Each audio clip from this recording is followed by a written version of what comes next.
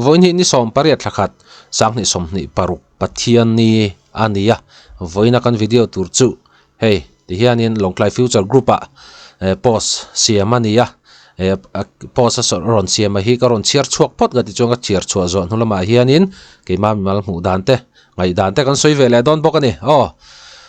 chiarang khotlang thil nei hi en kol thang u hetia kan thil nei te kan ti chiat zel chuan Longklai a hian thil tha awm ngai lovang tin Longklai Future Group a hian post an ron siama chu kan han en chinange hey I love Longklai ti kha anita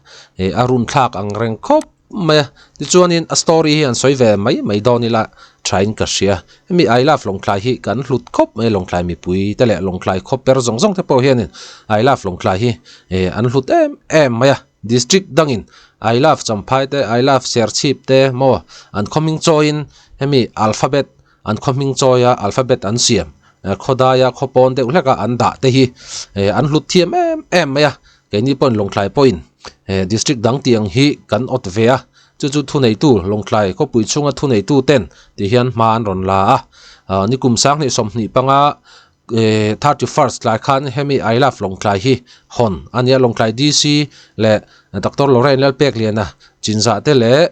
Longklai District Football Association shoi tu tenen trang kopin hemi I love Longklai hi siam ania ti chuanin ka soi nu 31st sang ni som ni pangat lai khanin hemi I love Longklai hi honna nei ania ti chuan honna an nei nu tangin I love Longklai hianin thalak pui tu anga em maya voin ni thleng mai hian hemi I love Longklai hian thalak pui tu hi ala nei chho zela thala tura va kalve te po hian thalak na hmun hi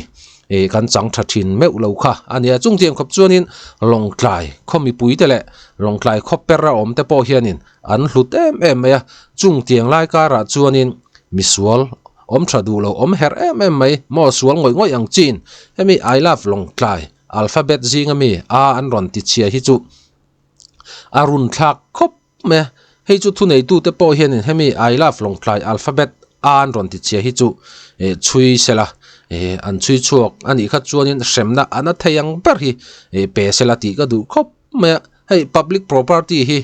kan vai ta na siam ania I love Longklai lo chaupo thil dang Longklai khopui chunga public property sim hi kan vai ta na siam ania chumi enkol tur chuan tu tenge poimo kan ti chuan keima ni thau kan ni Longklai khopui chunga cheng te thau hi kan ni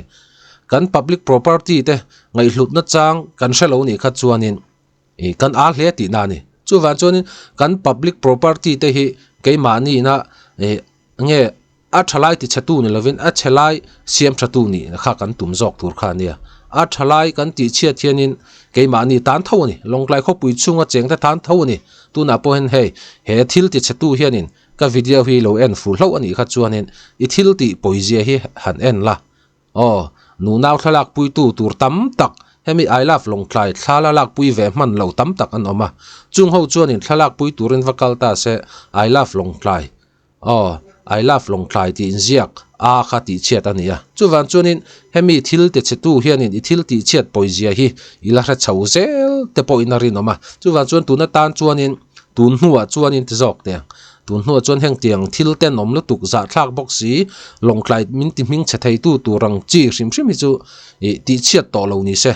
ti kha du om khop me public property ni nang takin a en kol na po hi Longklai thalai te le Longklai mi pui te kuta hianin nasa takin ai ngat ve ni ti te po kha she thar le taila ti kha du om khop me ti chuan heng public property te hi dan mangin sem thei aniam ti kha han soi vele don chin simila the Prevention of Demise to Public Property Act 1984 a chuanin poisa choi ti le lungin tan thei na ni public property sim kan vati chia min manani kha chuanin lungin tan le poisa choi thei ania chu mai po chun len lo a thil ti chiat hlut na za ta kha poisa ina choi tir thei ni chungtiang khop chuanin public property hi danin ahum hala danin ahum hal ti po relova hetia I love Longklai kan ngai hlut em mai hetia min ti chiat sak du hi chu thu nei tu te lampang po hianin an nge chak thayang per hianin chui sela he thil ti chetu hi chu man chuak ngai sela ti kha atop na tan na deuh takin kan soi le tiang